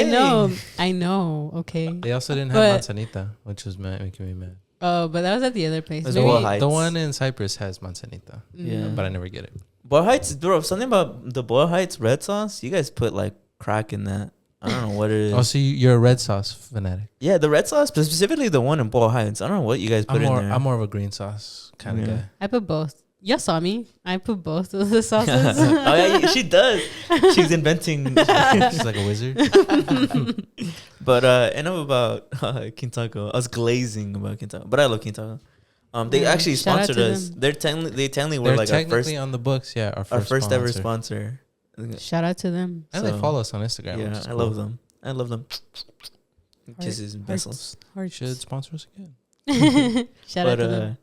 But Brandon, what did you bring this week? Okay, let me look up on TikTok. Just so I can credit Not TikTok. Hey man, that's where I get my your news, my news, the Gen Z news. Yeah. He is the youngest. So shout out to Matt Lawrence of TikTok. He posted this interesting video. I guess I don't know what you call it. I guess it's like a rant, hot take, where he talks about. Here's the title. It's called "Cringe, Anti-Intellectualism, and Gen Z's Boomerification." So basically, what he's talking about was that he feels like the Gen Z generation is like in this state of always being afraid of being like cringe, and he talks about how like if you're outside of the status quo, like let's say you do something funny, you get posted all over TikTok or on Twitter, and you get shit on. True. And then he's like, there's even like comedy like. There's even people dedicated to like cringe comedy, and he shows like this video of like, oh, the FNAF kid, and he's like, he finds it interesting that like passion or being outside of the status quo is found to be cringe, and he says that it's interesting because he feels like Gen Z tries to pride itself on being super like alternative, but he was saying in reality they're not alternative at all. That they're very afraid of being alternative, so they try to ride this line of like. Being self-aware of like, oh, I'm cringe or I'm on this, but he's like just kind of saying that doesn't really mean anything, and I don't know. I just thought that was a really interesting take, so I was wondering what you guys thought of it. I'm a proud cringe person. I understand that you are Gen Z. Well, I don't know if I've said this on the show before, but I've at least had this thought about how, and I'm doing what my mom did. I'm about to get deep, but. I've always had this thought that if you are a Mexican American kid, Latino kid, indigenous ancestry kid, whatever it is, I think you're naturally born into the alternative. I think you are you can't be anything else but alternative. And the reason why I say that is because the system and the foundation and the Constitution, everything was written more for the perspective of the white man. And so I think that when you're born or you're brought into this country, you can only naturally be alternative because you are not fitting the status quo. So I've always thought that as a person who is a person of color, if you're not out there trying to be alternative, then you're doing a disservice because this nation wasn't made for you. I know it's deep, but this is just to say that I encourage every person to be cringe. I think that that's like, to be cringe is to be free. to be I'll put that on shirt. To be cringe is to be your most authentic, passionate and then the self. kids will wear it. Yeah, and it'll be a movement. No, but yeah, to be cringe is to be your most authentic, passionate self. And you know, it goes back to what people have said for a long time, where it's like, let people enjoy things, right? Or it's so weird, I guess, because like movies and media romanticizes being like that individual where you're unique, but like you said, like everybody wants to be that way, but in reality nobody's being that way. Yeah, because anything, like I think about furries, right? How it's so funny, if you were a fan from the very beginning, you would see this like evolution of my feelings on furries. Yeah, at first I was a hater, then I learned.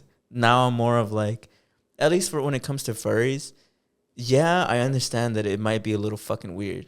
Like, it might be a little strange, but they're doing something so passionately. That's technically being rebellious. They're the ones who are actually being alternative and doing something that most people look at with disgust and grotesque. Even like people who want to be influenced. Just like, did you see that famous one of the chick who's dancing to the IHOP pancakes? Have you seen that one? No. No. What you talking about? Oh my god, that one's so bad, but it's cringe, and it's like everybody's hating on her. But that's what it's so weird, is that the people that you hate the most is the people who are actually being the most rebellious, the most punk. It reminded me kind of what Ayala was saying last week about how there's this argument about how punk is indigenous, and I agree 100%. To fight the status quo is to reconnect. To fight the status quo is to show indigenous remembrance. So this is just all to wrap up with. I'm on the side of it's time to be cringe. It's time to be This cringe. movement. I'm Julie? cringe, but I'm free. Yeah, I feel like What did you just I say? feel I said I'm cringe, but I'm free. I'm dead. No, yeah, I just feel like I don't know, I guess being cringe and and doing all those things, I feel like you're just very authentic. Like, it makes you seem very authentic and like how you want to like be funny on certain things. And I think like it's fine. It just sucks that you get like bullied for it, because I think that's where like the negativity is that like if you show, I guess, your true self, people laugh at it and like make fun of you for it. Or it's like, well, this is just how they are. You know, people are like, you know, weird and like funny. And like, I think that's completely okay, like, to be that way. Like, I don't think there's anything wrong as long as you're not harming anyone, you know? Mm-hmm. Yeah. What was that guy's name? Do you remember? He did the musical where he's The like, SN, where he was like, I should be on SNL. do you remember his name? Like, I don't remember. It's like Andy Samberg. It's like or Matt something. Matt LeBlanc or something. Man, what the fuck is I know, his I name? know, but everybody knows what you're talking about. I remember when that guy made that music, and it was funny. It was funny. It was a little funny. But I feel like that was when I feel like they completely lost me. I feel like they were way too hard on that guy. I feel like Society was that's when society lost you. Society Wait, so lost what was me. it? What did he do? He did a musical? He was very inspired by Lin-Manuel Miranda, like the Hamilton guy. Like, he just liked musicals. So SNL, I guess, was auditioning, and he made like an SNL. Can you look him up so I get his name? Okay, fine. He made Like a musical where he was singing like, I want to be the next SNL cast member. And then he also did one. This was at the time when there was also a big shooting. Oh yeah, I remember. And he made like a musical it's a little humorous, where he made a musical about like school shootings, you know. And I get, you know, maybe he missed the mark a little bit, But people like bullied the shit out of that poor guy. I feel like it sounds familiar. Okay, Jake Novak. Jake Novak. There we go. Y'all said what? Andy and I said Andy Sandberg. I thought it was Matt. Jake Novak. But yeah, and I remember because he works at Disneyland as one of the barbershop quartet. And the only reason I know that is because people followed him there and were like filming him and like making fun of him. And I was like, what did he do? I feel like he was just having a little fun. Damn, you know? It's giving like, you know how people who are, they say that people who are the most homophobic are usually the people who are closeted. People who hate on the most cringe are people who are just want to be cringe too. Yeah. Or like that one guy, I don't know if you see him, he's always cutting like vegetables and he's always like, ladies, be honest, you know? Oh, I know who you're talking about. guy? Do you know? No. He's giving lip from Shameless. Yeah, well, that's obviously what he's like cashing in on, right? So he's like, I guess he's like this handsome guy, right? And he's got tattoos, and he's like, ladies, be honest. And he'll like, I think I know what you're talking and about. he's cutting because I guess like cooking is hot or whatever. He also got in a lot of trouble. Yeah, I mean, trouble's even a strong word, but I feel like even then, I was kind of like, is he really doing anything wrong though? I feel like he's just having fun, man. Like, I don't know. That always makes me a little sad. I think I've seen the video on Twitter, and people were making fun of it. Well, because he also did a rap song in response, and it was a little funny. It was. I just think that there's also, at the same time, that there's a movement of like, let people be cringe. There's equally been this movement that's been growing for the past couple of years where it's like, let people hate. Like, let people hate. Like, it's fun to hate things. Yeah. And you see that with some of these accounts. Like, some of these accounts literally love just making fun of people. Yeah. And it's been like that because I think, in a way, that's also like the punk culture of like, everybody wants to be nice. Let's be fucking mean. Yeah. You know? And it's almost like a battle of yin and yang. Well, I think a battle of good and evil. Well, I think it's also like the cyberbullying because it's like you can make fun of somebody and they're not going to do anything to you. But what about that with Jake Novak? Where they fucking come to your job? Yeah, and dox you and shit like that. I feel like that's wild. I don't know. I don't know. It's hard. I think if somebody brought up about how one of the dangers of TikTok is that people are addicted to the fact that they can blow up overnight and possibly that popularity will bring them out of poverty. Have you guys heard about this? No. It's kind of like, it was kind of similar to TikTok you're talking about, how it was like a hot take. And it talked about how that's why a lot of people do a lot more heinous things. Because he was addressing that some people say that people have always been like this. It's just that there's more cameras now, which he's like, it's true. But I think there's also an effect of where it's being escalated and it continues to get escalated because people are making money off of other people's struggles and like their pain and like their cringe, I guess you could say. I think there's even like a page that if you show them a picture, they do all this research to figure out where that picture was taken. Oh yeah, I know that guy. Yeah, have you seen that? No. Yeah, he's really good. People say that the FBI should hire him. You mean like where he'll be like, oh, this is where my parents proposed to each other, and there's the picture in the background, and then he'll find it. Yeah, that guy. Yeah, I know what you're talking about. Then there's even like another version of it where there's a guy who it'll be like, nobody will find this rock. Isn't that crazy? Because it's like it'll be here for 1 million years. And then he finds the location and he gets the rock. I like the one where there's this guy in the middle of the ocean, he throws it, and then some guy in Scooby gear duets it saying he found it. I don't know. Yeah. It's funny. I think that this is so funny. I don't know why I keep getting deep, but I think that it stems from our economic standing. I think that the U.S. is having a hard time economic-wise, and thus a lot of people are having a hard time economic-wise. I mean, you look at gas prices, but I think that just goes to show that a lot of people are just unhappy right now. And so one of the easiest ways to relieve yourself of unhappiness is to make somebody else unhappy, is to be like, I'm going to point all my negative feelings at this guy. And I think that's where a lot of the hate on the internet comes from, is that it's just a reflection of what the country is going through and what the world is going through. And I think post-pandemic, the world has been just going through a lot. Like, people are just in a negative place. And because of that, people just want to find an outlet. Even if you don't think it's that deep, I genuinely do think it's that deep. I mean, I don't know. I feel like, I was just thinking right now, I feel like to a degree, people have always been like that. Like, you know, I feel like it's just, it used to be more personal. Yeah. Like at school, I guess, people would bully you. it just makes me think of when people are always commenting like bring back bullying. I feel like I disagree. I feel like it's alive and well. It's never, I feel like it never went anywhere. It's just on a different platform now, you know? It's on the internet. Yeah, now. I just feel like it's on the internet now. But I think people get away with it because it's like, oh, just turn off the screen, bro. Yeah. You know? Mhm. But I don't think that's completely fair. I feel like everybody's on the internet now, you know? Mhm. But I don't know. Yeah, it's crazy. What I'm thinking about is recently I was thinking about this too, of how I very much enjoy being like an outdoorsy person. And I think about how recently, since we started doing the pod, because I'm trying to keep up with trends and trying to make the reels for an audience that at least enjoys them, I've thought about how there's a whole world going on the phone. And some people, that whole term, right, that's popular now, chronically online, it's like a haha funny joke, but it's true. I mean, some people spend all day on the phone. Yeah. Some people spend all day on this virtual world, to where you could argue that they spend more time in the virtual world than the real world. So at that point, when you think of like cyberbullying and you think of like the ethics behind like people being on social media, it starts to become more and more important, because it feels as though we're becoming a digital world, you know? And if we're all going to be living on this digital world, shouldn't we have ethics? Shouldn't we be thinking about things deeper? Shouldn't we be I genuinely think the better AI gets, though, there's not going to be much hate anymore. Because you know how on you can like censor like comments? words and comments and shit. I feel like AI will get good enough to where it can like figure out if you're being an asshole or not. So people are gonna have to get super creative with it. But damn, I just think, wow, we literally said that would happen. so for those of you those of you listening, our painting just fell. Don't tell Ayala. Yeah, don't tell Ayala. It's okay. The painting looks fine. It looks beautiful. It landed on Kermit.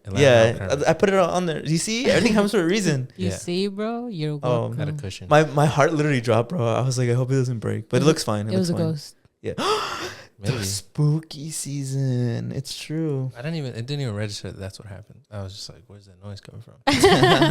No, but I was saying, I'm sure that'll have a negative effect too. If AI does get that good, because I'm sure, then people would just use that in real life. Fuck, like I can't hate on the internet. I'll just hate in real life. Yeah.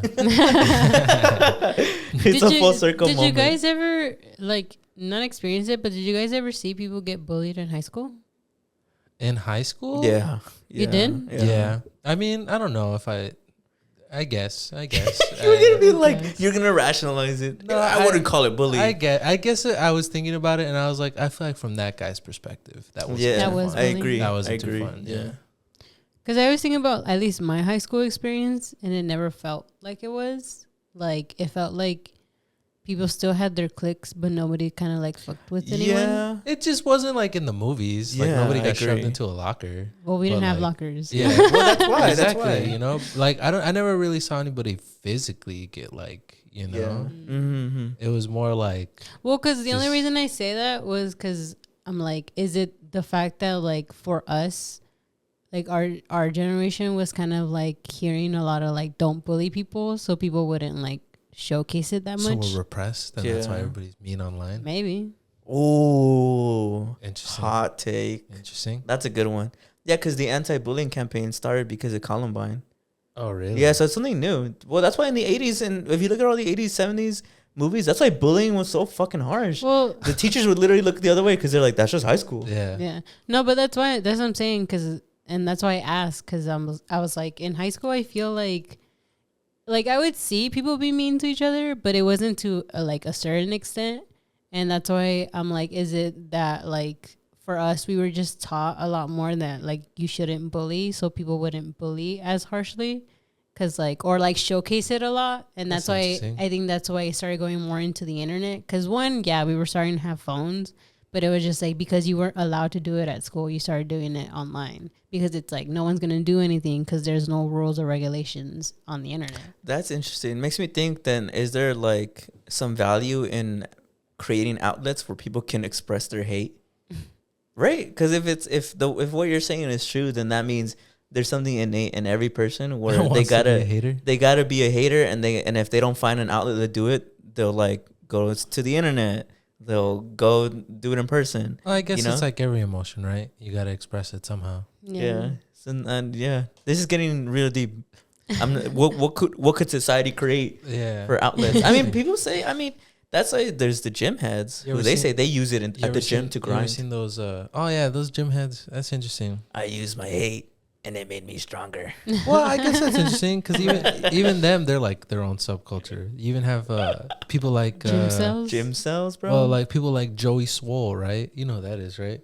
I think yeah. He's the guy who's anti like being toxic culture, right? Yeah, he's anti gym culture. He's always duetting like when they're recording you and like why do you pass in front of my and he's like shame on you, young man. Yeah, that's cool. He's cool. Yeah, he's out there. He's like Batman patrolling the streets. I never said thank you. I never said thank you.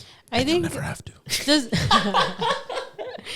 He does more than just like gym stuff too sometimes, no? I've mostly only seen him duet like gym stuff. I think he like every once in a while he'll do like some other stuff. I think you're thinking of Bradley. I think she's thinking of Bradley, the guy with the podcast. The M260 brother. Yeah. That guy? Yeah, I think you're confusing him with that guy because they look similar. Do they actually? Yeah. I don't know. I guarantee you're probably confusing him with him.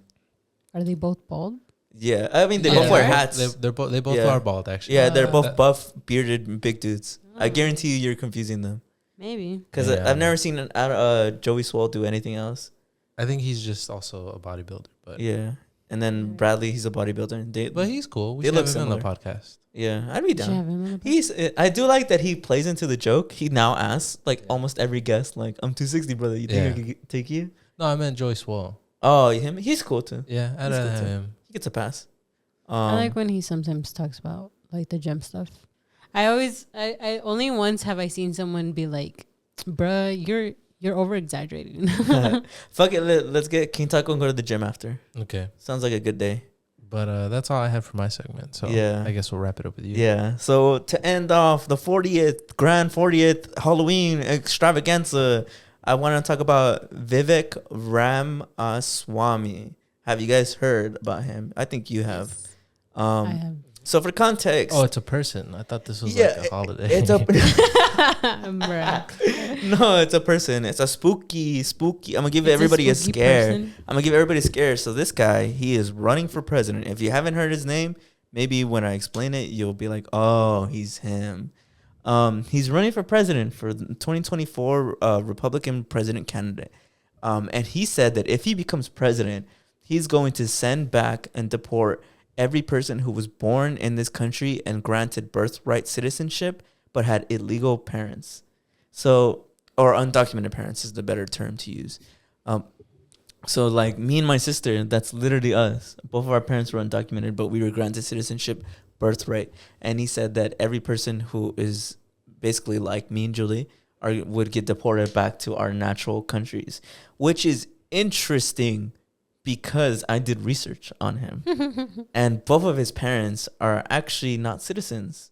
They both came from India, and he was born here while they were both not citizens. And he said that that's different. He said that that's different. Because he says that his parents came here legally. Yeah, they came here legally. We weren't citizens, but they came here legally.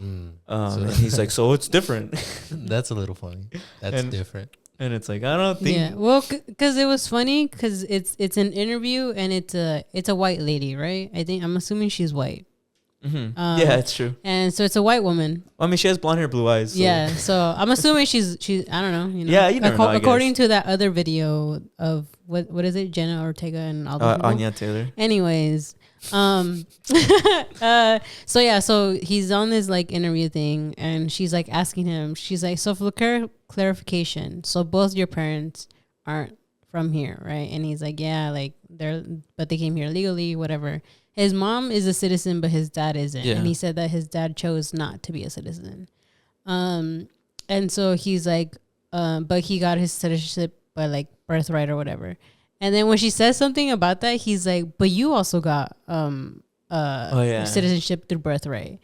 And so then it's kind of like, but it's a white woman, it's like, she's like from here. And so he's also saying like, but that isn't true though. What? That isn't true what he said. Because, he points at the interviewer like, but you technically got citizenship through birthright. But that's not true. Because assuming that her parents are both American citizens when she was born, if she had been born in another country, she would have still have been granted American citizenship even if she wasn't born on American soil because both of her parents were American citizens. Mm-hmm. So technically what he's saying is wrong. Yeah. But I more conceptually am interested because he's a brown person of color, Indian descendant. And I'm like, where does that come from? Yeah. I was thinking the same thing. Right? Because he was saying like all those things. Because I've been seeing it on TikTok and I watched the debate. Because, I mean, the debate was like the biggest thing, right? And then the interview happened.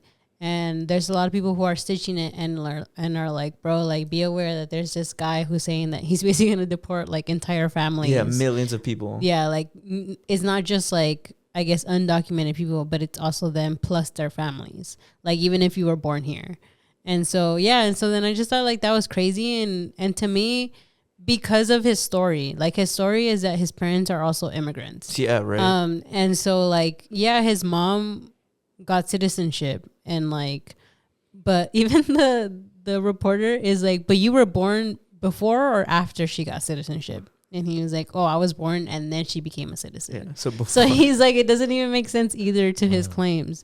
But in my head, I was like, but where does this come from? Like, why is it that like he feels this sort of way to, I guess, like undocumented people? Like, I remember the whole time I was like, but where does this come from? Like, why is it that he's, why is he, because it's his own family too, because it would mean that then his own policy applies to him. So it's like, what? Yeah. It doesn't make sense. Like, it doesn't make sense to me. Yeah. And I remember just thinking about it. Well, my other concern was like, bro, if people actually vote for this guy, like, I just think that's wild. Like, that's one of his policies that he thinks that like he can do that. Because it's like, how do you do that? Like, how do you, especially people who are already citizens, like, and they were born here, like that's part of citizenship. And like when you're born here, like that's your right kind of thing. People take pride in being first generation. So I guess people who first thing to take care of is people who are like, oh, look up hashtag first gen. And I guess like the government finds us that way. Twitter. Yeah. Yeah. But I think that's crazy. And it is funny because it does, I guess, fit the spooky vibe. Because it is initially scary. When I found out about it, it was obviously in the propaganda way where they're like, did you hear that this U.S. Presidential candidate says that he's going to send back all the people who were basically granted birthright citizenship? So like anybody who's first gen. And that's like initially scary, right? Because it's like, what? Like, I'm going to get deported? I'm a citizen. And not only, and the second thing was like, well, honestly, I started already rationalizing. I was like, well, I mean, I do kind of like Mexico, so I guess I'd be okay. But then when I deep dove into it, I was like, what? This guy is so like, is a walking contradiction. Yeah. I don't know. I think there's probably an aspect of him that is like self-hating or like is projecting. Mm-hmm. But my opinion is I think a lot of these guys are just saying shit like that. Like, for one, I feel like he knows it's getting a reaction. And I think with Trump, like, he a lot of people figured out, like, oh, just be outrageous. And, like, any publicity is good publicity. I mean, that worked for him. You know what I mean? Build the wall. Yeah, you know, that kind of shit. Because remember, Trump said the same thing. He said he was gonna end birthright citizenship, that he wanted to get rid of that. And then he didn't do that. I mean, I'm not saying you shouldn't take this seriously, but I'm just saying that I feel like a lot of these guys, I feel like, just make big claims like that. But even like getting to the bottom of why he would say that, period, I also think that, like, the way I think about it, the way that helps me is I feel like I think of the guys who are always like talking shit about the environment and saying like it's all bullshit. I feel like all of these guys, to a majority, they're all adults. I feel like they know that they're wrong, or they know that I don't ever really get the vibe that these guys really believe what they're saying. Yeah, I heavily get the vibe that like you're saying this because someone's paying you to say this, or like you're saying this with an intent. Like, you know, I feel like he's saying this because it's reactionary. Yeah, it's like somebody's paying him who believes strongly in that, and he's like, whatever, I'll say that. I mean, it's gonna give me votes, you know. So that's just my opinion on it. I feel like it's just kind of like trying to be reactionary. You know, trying to be like. Well, I saw the like Latino, like Mexican pages posted. That's why I was like, damn, like that ass. Like, that is crazy though. Yeah, that is crazy. That is crazy. That's a crazy claim to be. Yeah, I saw the first video that I saw was from like a Latina like Yeah. creator, and she was like talking about it. We probably saw the same one. Yeah, and then I saw the official from Meet the Press. Is he like, the same video. guy that said they wanted to invade Mexico? No, I don't think it's the same guy, right? I don't know. I didn't even. I know mean, I about think that they until you all told me. said that they. Yeah, would be well, down yeah, to that was a invade. general question. Oh, so really? they I all, didn't know yeah. that. So that's like a main. That one's even crazier because that one's just a main Republican. Like all the Republicans are kind of like, yeah, We're done. yeah. Interesting. That's even crazier. Spooky That's season. I don't know. bro. Well, That 'cause they that would- one's scary to me. Yeah, well, because they would ask questions like, oh, like they even asked about Trump or something. They like if he's found guilty, like would you guys still like want him to run or some shit? It was some question crazy. like that, and they all rose their hand. They were like, yeah, it's fine. Didn't, then, didn't yeah. he just get found guilty? Or not guilty. Something happened where they found him that he was inflating his funds or something like that. And Trump Jr. too. Like a bunch of them. But Really? Yeah, I haven't looked into it. Yeah, if I'm being they honest. found something, but I can't remember. that's I'm I feel like I don't know. The one about invading Mexico I think is kind of scary. Yeah. Because I feel like that's like right there. Oh, because that you one know? was in the Yeah. Republican debate, bro. They all had to answer to that Yeah. one. Well, is- I just think it's interesting. Not interesting, but like it's crazy that it's floating around in their heads. Yeah. Yeah, well, Because because they all said they wanted to invade because of what The cartels, fentanyl right? or some shit Yeah. like that. Yeah, and they were like, yeah, we would do it, and they all said basically the same thing. They were like, yeah, because of the crisis of all that stuff, and they were like, yeah, we'll do it, and then that guy was talking about immigration or whatever. Yeah, it just seems like they're Republicans in general are just taking more and more of a negative like perspective on Mexicans, which is something to be aware of. Yeah. Spooky season, I guess. I just think it's interesting because it's like it's like right there. I feel like not that it's ever okay, but I feel like usually you're used to hearing about that kind of shit on the other side of the world. Mhm. But like we're in LA, that's like, That's like how long of a drive is it? I think it's like 3-hour drive to the border. It's like right from there. here. It's Yeah. like right there. Some people walk. Some Yeah. people have walked Yeah. from there. That's crazy. And People, I have friends who go on the weekend. Like, no, yeah, that's crazy too because I feel like there's a big Latino population in the United States. Yeah. So that's a portion of like I guess soldiers who would be going to their homelands. yeah. Yeah. You know what? Texas, recently there was a study that came out that said that Latinos are actually a bigger population in Texas than whites. Interesting. Yeah. I think that's Huh? insane. Yeah, Yeah. dead ass. And I was like, damn. Well, people say that there's a lot of conservative Mexicans in Texas that because I've seen memes on it Yeah. where it's like it'll be like have you seen that video? I'm not gonna repeat what he says because he says like a slur, but they ask you as a Mexican American, what's the thing that you like the least? And he's like peso pluma. Have you seen it? It's a joke. It's a joke, but No. it's like this Mexican dude, and the comments are all like, the Mexicans in Texas be like this. Peso pluma. Peso pluma and all these. He was basically just saying like slurs. But it was a joke, and I don't know. I think about how I also thought about when I saw my reaction to the whole like deporting back Mexicans was like, bro, like Brandon, like you're gonna be alone, bro. That's literally all my friends. All my friends are like first gen. Yeah, it's everybody I know. It's You're not gonna see us anymore. it's We're gonna gonna- be in Mexico. It's gonna That's be like the crazy. last episode of Fresh Prince of Bel-Air, where Just it's just be Will out in the here. empty house. We'll be in Mexico during the war. Well, you guys have property in Mexico, right? Yeah, me and Julie would be You okay. guys will be all right. I mean, I hope the homies would be alright too. Some of my homies live in better places than the others. Would you flee? Would you flee to like Canada or something? No, I would probably stay in Mexico. Mexico's pretty big. It's Even mountainous. During, No, I too. mean- even during the war. No, I mean like, would you flee like deportation? Like, would you flee? To like Uh, Canada.